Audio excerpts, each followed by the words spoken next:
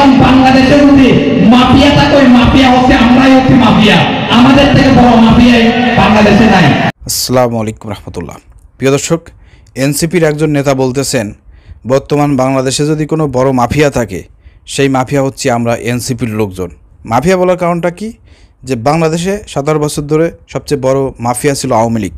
সেই বড় মাফিয়াকে তাড়িয়ে এখন বাংলাদেশে কেউ যদি বড় মাফিয়া হতে চায় তাদেরকে হুঁশিয়ারি করে এই নেতা বলেছেন যে আর কেউ বড় মাফিয়া হওয়ার চেষ্টা করেন না, কারণ বাংলাদেশে আমরাই হচ্ছি সবচেয়ে বড় মাফিয়া। তো এই মেসেজটার মাধ্যমে এই এনসিপির নেতা আসলে বাংলাদেশের জনগণকে কী মেসেজ দিতে চাইলো, কী মেসেজ দিতে চাচ্ছে? যে আগামীতে এনসিপি তারা এদেশে রাজত্ব করবে, আওয়ামী লীগের মতন ফ্যাসিবাদ প্রতিষ্ঠিত করবে? আমি বলতে চাই এই দুঃস্বপ্ন আপনাদের দুঃস্বপ্নই থেকে যাবে। এই দুঃস্বপ্ন কখনো বাস্তবে পরিণত হবে না, কারণ এনসিপি একটি জগা মার্কা খেসরি একটি দল।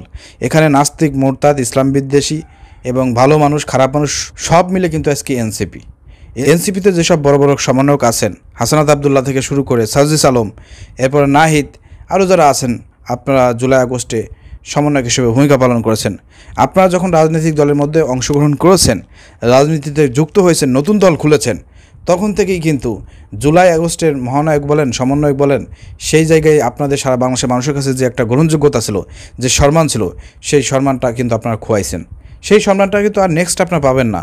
আপনারা যদি নিরপেক্ষ থাকতেন, কোনো রাজনৈতিক দলের মধ্যে অংশগ্রহণ করতেন না এবং যদি আপনারা সমন্বয়ক হিসেবে থাকতেন, তাহলে কিন্তু দেখা যাইতো যে বৈষম্য বিরোধী ছাত্র দলের নেতা হিসেবে যদি আপনারা থাকতেন, তাহলে কিন্তু আপনাদেরকে মানুষ ভালোবাসতো, সবাই আপনাদেরকে নিয়ে গর্ব করতো। কিন্তু যখন আপনারা একটি রাজনৈতিক দলের মধ্যে অন্তর্ভুক্ত হয়েছেন, রাজনৈতিক দল খুলেছেন, তখন কিন্তু এদেশে বিএনপির লোক আপনাদেরকে ভালো বলবে না, জামাতের লোকজন আপনাদের পক্ষে কথা বললেও কিন্তু আপনাদের যেসব অন্যায় হবে, দুর্নীতি হবে, আপনাদের যেসব উল্টোপাল্টা কথাবার্তা হবে, সেটা কিন্তু প্রতিবাদ সবসময় জামাত শিবির করবে।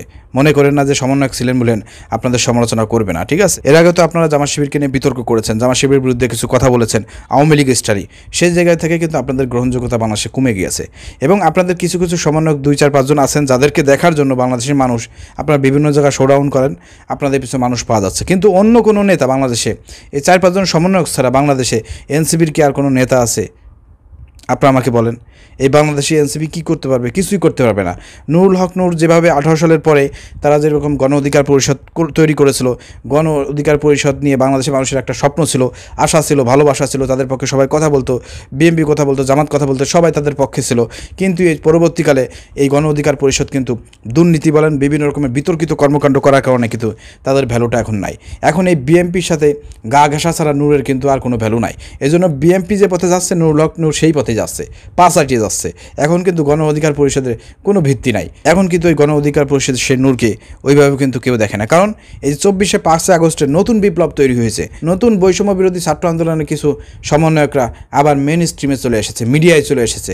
তাদের এই আপনার জন্মনিয়াতে নুরুল হক নূরের পিছনের সমস্ত বিপ্লব সব কিছুই কিন্তু মাটির সাথে মিশে গিয়েছে। এখন নুরুল হক নূরের যে রাজনীতি, সেটা হচ্ছে জামাতের বিরুদ্ধে কথা বলবে, এনসিপির বিরুদ্ধে কথা বলবে, এর বিরুদ্ধে কথা বলবে, তার বিরুদ্ধে কথা বলবে, এই কথাগুলো বলবে, আর সে একটু ভাইরাল হবে, মিডিয়ার সামনে একটু আসবে। এটাই হচ্ছে বর্তমান তার রাজনীতি।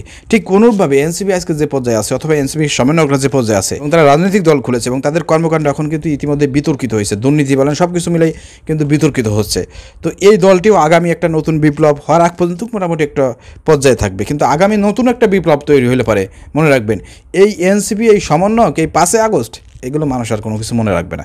এখনও চিন্তা করে দেখেন, আপনি 1 বছর হয়ে যাচ্ছে, জুলাইয়ের একটা সনদ যারা বিপ্লব সংগঠিত করলো, এত বড় একটা মাফিয়াকে, আওয়ামী লীগকে পতন ঘটালো, তাদের নিরাপত্তার জন্য, তাদেরকে স্বীকৃতি দেওয়ার জন্য, জুলাই যুদ্ধ হিসেবে ঘোষণা দেওয়ার জন্য একটা জুলাই সনদ, এই সনদটা সরকার এখনও দিতে পারে নাই। তো চিন্তা করে দেখেন কতটা নিরাপত্তাহীনতায়, কতটা ঝুঁকিতে রয়েছে এসব জুলাই যোদ্ধারা। সেখানে যদি জুলাই যোদ্ধাদের এই সরকার, ইন্টারিম সরকার যদি এই সনদ দিতে ব্যর্থ হয় 1 বছরের মধ্যে, আগামী কোনো সরকার আসলে পারে এই সমন্বয়ক বলেন, তারপরে এই 5 আগস্ট বলেন, এইগুলো কোনো কিছু থাকবে? ইতিহাসের পাতায় আমাদের যেভাবে মুক্তিযোদ্ধা নিয়ে মিথ্যা বানোয়ার ভিত্তিহীন যে সময় যে দল এসেছে, সেই সময় তাদের পক্ষেই শুধু মুক্তিযোদ্ধার আপনার গান গেয়েছে এবং ইতিহাস বিকৃতি করেছে, ঠিক অনুরূপভাবে এই 5 আগস্ট এটা কিন্তু বিকৃতি অলরেডি, কিন্তু এই 10 মাসে কিন্তু অনেক কিছুই বিকৃতি হয়ে গিয়েছে।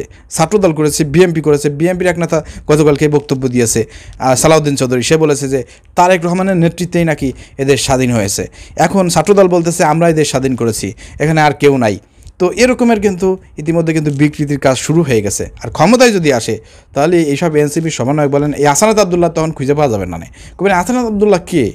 এটা বলতেও কিন্তু ছাত্রদল বিএনপির সময় লাগবে না। তো এই হচ্ছে অবস্থা, ঠিক আছে।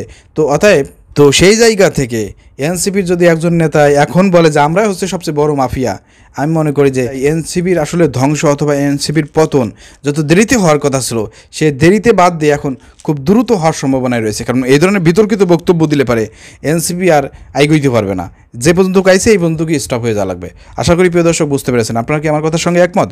তাহলে একটু কমেন্ট করে জানাবেন, ভিডিও শেয়ার করে দেবেন, পেজটি ফলো করবেন, চ্যানেলটি সাবস্ক্রাইব করে পাশের বেল আইকনটি বাজিয়ে রাখবেন পরবর্তী ভিডিও দেখার জন্য। ধন্যবাদ। আসসালামু আলাইকুম রহমতুল্লাহ।